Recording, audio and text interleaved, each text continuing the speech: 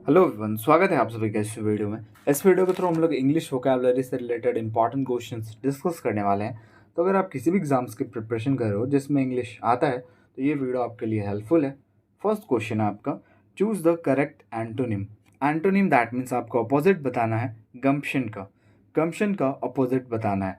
गम्पशन का मतलब क्या होता है भाई? गम्पशन का मतलब होता है बुद्धिमानी। तो आपको इसका उल्टा बताना है।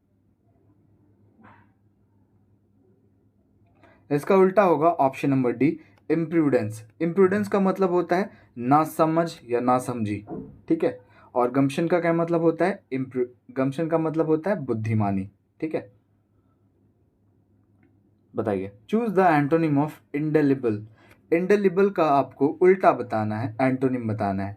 इंडेलिबल का मतलब क्या होता है भाई? इंडेलिबल का मतलब होता है अस्थाई, या कह सकते हो आप परमानेंट। पीडीएफ के लिए आपको डिस्क्रिप्शन में टेलीग्राम का लिंक मिल जाएगा, आप ज्वाइन कर सकते हो। और इसका उल्टा होगा फॉरगेटेबल, ऑप्शन नंबर ए जो होता है। फॉरगेटेबल का मतलब होता है भूलने योग्य, ठीक है। डिबेकल। डिबेकल का आपको एंटोनिम बताना है। Choose the correct antonym of debacle. Debacle का मतलब होता है पराजय। पराजय दैट मीन्स हार। तो आपको इसका उल्टा बताना है। इसका उल्टा होगा कॉन्केस्ट। कॉन्केस्ट का मतलब होता है जीत, ठीक है। Choose the antonym of fragrance. Fragrance का मतलब होता है खुशबू। इसका उल्टा बताइए। खुशबू का उल्टा होगा बदबू या फिर दुर्गंध, आप कह सकते हो। Option number A stench. Stench का मतलब होता है बदबू या फिर दुर्गंध, और फ्रेग्रेंस दैट मीन्स खुशबू। Dwindle. Choose the antonym of dwindle. Dwindle का मतलब होता है सूखना या फिर कम होना। ये तो इजी है भाई, आप बता सकते हो ऑप्शंस के अकॉर्डिंग। ड्विंडल का मतलब होता है कम होना, और इंक्रीज का मतलब क्या होता है? बढ़ना, ज़्यादा होना। चलिए, 5 एंटोनिम्स कर लिए हमने, अब 5 सिनोनिम्स देखेंगे। Choose the synonym of felicity. Felicity का आपको सेम मीनिंग बताना है। फेलिसिटी का मतलब क्या होता है? फेलिसिटी का मतलब होता है परम सुख या फिर कह सकते हो आनंद, और इसका सेम मीनिंग होगा ब्लिस। ब्लिस, ठीक है। एंग्विश, सॉरो, मिजरी, ये तीनों जो क्या हैं इसके एंटोनिम्स हैं, उल्टे हैं। Choose the synonym of flourish. Flourish का आपको सेम मीनिंग बताना है।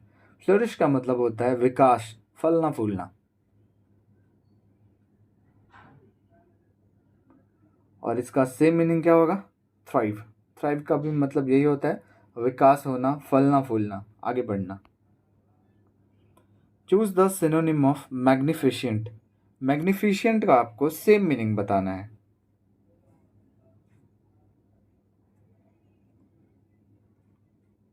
मैग्निफिशियंट का मतलब होता है शानदार, और इसका सिनोनिम होगा splendid. Choose the synonym of sacred. Sacred का मतलब क्या होता है भाई? सेक्रेड का मतलब होता है धार्मिक या फिर पवित्र, और इसका सेम मीनिंग होगा holy. Choose the synonym of contaminate. Contaminate का आपको सेम मीनिंग बताना है। देखिए, कॉन्टैमिनेट का मतलब क्या होता है भाई? कॉन्टैमिनेट का मतलब होता है दूषित करना या फिर मैला करना, कह सकते हो आप गंदा करना। तो इजी है भाई, पॉल्यूट हो जाएगा ना, ऑप्शन नंबर बी। ओके, तो हमने 5 सिनोनिम्स कर लिए, 5 एंटोनिम्स कर लिए। अब 5 हम वन वर्ड सब्स्टिट्यूशन देख लेते हैं। Okay, an instrument use for measuring body temperature. Instrument जिसका हम यूज़ करते हैं बॉडी टेम्परेचर को देखने के लिए। जब फीवर होता है ना, तो हमें किस चीज़ का यूज़ करते हैं हम? थर्मोमीटर का यूज़ करते हैं अपने फीवर को चेक करने के लिए। तो ऐसा इंस्ट्रूमेंट जिसका यूज़ किया जाता है बॉडी टेम्परेचर को मेज़र करने के लिए, तो वो थर्मामीटर होता है। An examination of a dead body to determine the cause of death.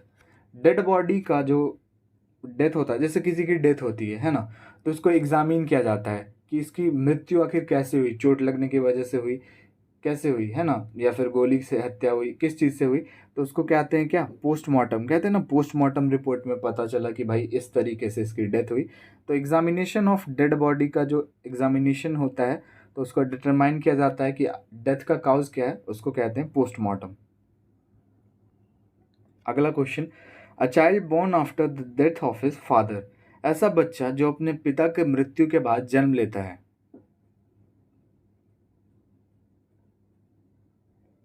posthumous child, option number D. Next one is one for whom money is the most important thing, ऐसा व्यक्ति जिसके लिए पैसा बहुत ही इंपॉर्टेंट चीज हो।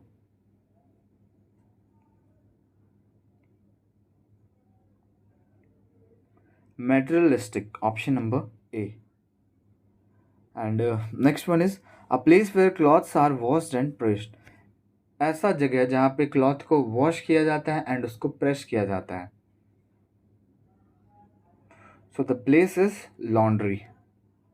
चलिए अब 5 हम स्पेलिंग्स देख लेते हैं। Choose the correct spelling. Consequence का आपको करेक्ट स्पेलिंग बताना है, बताइए।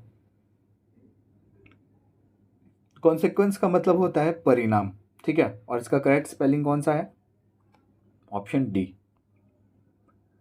चलिए चूज कीजिए करेक्ट स्पेलिंग नेगोशिएट का। नेगोशिएट का मतलब होता है मोल भाव करना, ओके, ऑप्शन बी। चलिए सर्विलेंस का करेक्ट स्पेलिंग चूज कीजिए।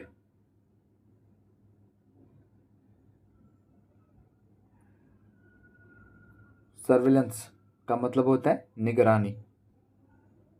देखते हो ना आप कहीं मॉल वगैरह में जाते हो या फिर कहीं ऑफिस में जाते हो तो लिखा रहता है you are under CCTV surveillance. Surveillance that means आप निगरानी में हो। डिस्क्रिमिनेशन का आपको करेक्ट स्पेलिंग चूज करना है। डिस्क्रिमिनेशन का मतलब होता है भेदभाव, भेदभाव करना। Correct one is option number C. And the last one is compromise. Compromise का मतलब होता है समझौता, ऑप्शन है, ठीक है। तो वीडियो को यहीं पे एंड करते हैं। वीडियो अच्छा लगा और हमारे चैनल पर आप नए हो तो लाइक शेयर एंड सब्सक्राइब जरूर कीजिएगा। मिलते हैं नेक्स्ट वीडियो में।